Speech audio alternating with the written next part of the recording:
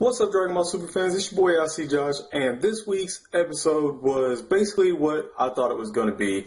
And Goku and Vegeta start their training, but there's always a little stipulation or something that they have to do first before they're, getting something free. Now, the whole little thing that they have to do is basically all the housework.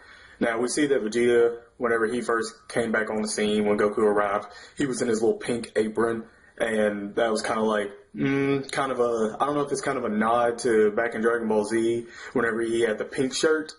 So, that's kind of funny to see that. Now, we all know that Goku hates any kind of manual labor, especially housework, because he even says it later on in the episode that he didn't even do housework whenever he was home. So, the whole time, before they start their training, they have to do all the housework. And, Vegeta's like, look, if you don't want to do this, go home. He's like, I'm not going nowhere. If you can do this, I can do this, and I'm going to be better at you, and I'm going to get stronger than you.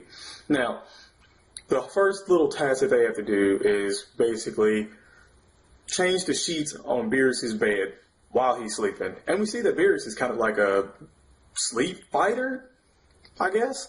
I mean, like, he's taking shots, shooting energy blasts, literally almost kills Goku and Vegeta in his sleep. And, they finally get the sheets, changed, but not before Beerus puts Goku in a damn figure four. I mean, at first I thought he was Ric Flair. I thought he was about to woo-woo at it somewhere. Next chore that they have to do is basically clean the fish bowl, and it's the Oracle fish that I guess basically does his little, Oracle predictions and stuff of what's going to happen. And they have to clean his bowl, make it shine, and there's like 1,000 or so of them. Then, it's like, Whis is like, stop, okay, you're done with that. Now, let's start with your training. So they get these like huge slabs of like metal concrete looking things that have wrists, like just enough hole that they can put their fists and wrists in. Trying to lift those is absolutely crazy. Goku can't do it at first. And, Vegeta's like, let me show you how it's done. And he goes to do it, and he's like, what? I can't do mine. And Whis is like, look, yours is 2 times heavier than it is now. So if his is 2 times heavier than Goku's, does that mean that Vegeta is actually stronger than Goku now? Because it's been probably almost about a year now. So last time we seen it was about maybe a couple months, over 6 months. So yeah, if he's been doing this the whole time in his training, he should probably be stronger than Goku, especially if this is 2 times Goku's, and he's actually keeping up with Goku. So, thumbs up to Vegeta fans right there. That's hype right there. Now, after all that happens, we see that Whis is kind of like, if you don't pick up the pace, this shit is going to straight up disappear. You're going to drop and be in another dimension where I can't even get you back. So, they kind of hightail it up a little bit.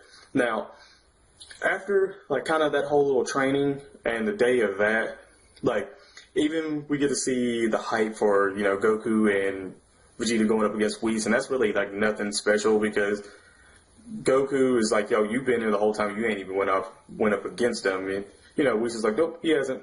Vegeta's like, yep, sure haven't. And we see that both of them kind of go in to fight Whis, and all they're doing is, literally bumping heads with each other. So, and that's kind of like Whis tells Vegeta, he's like, hey, look, you're too stiff. You don't really, you just overthink. And then Goku's is, you don't think at all, and you don't have any really patience for a fight. Now, knowing their weaknesses that we already know as Dragon Ball fans, Dragon Ball Z fans, we already know that. Now it's kind of it's great to see if they're going to actually improve on that and show them improve on that.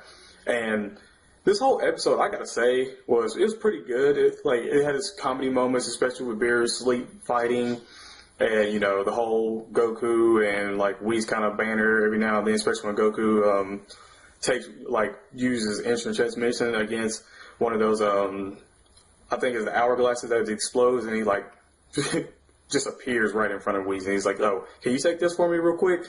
Bye, and it's gone, and it blows up right in front of Whis. That's funny. Now, like I said, the whole episode is funny, it's action-packed, and it'll keep you watching.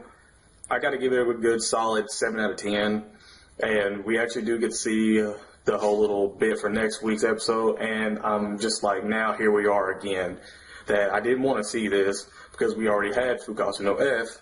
Now, we literally get to see more of basically Frieza being resurrected, and we got to see a little bit of Chopper hype. So that's always something to like really talk about in the comment section. But we see Frieza, and he's basically getting resurrected.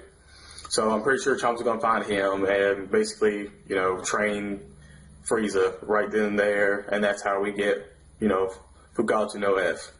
But other than that, I'm not really looking forward really to that. I mean, well, kind of and kind of not, because I want to see, you know, how he obtained that power, and then at the same time, I don't want to see like another fight between Goku and Frieza, because that's just going to be stupid, and we already know the outcome, obviously.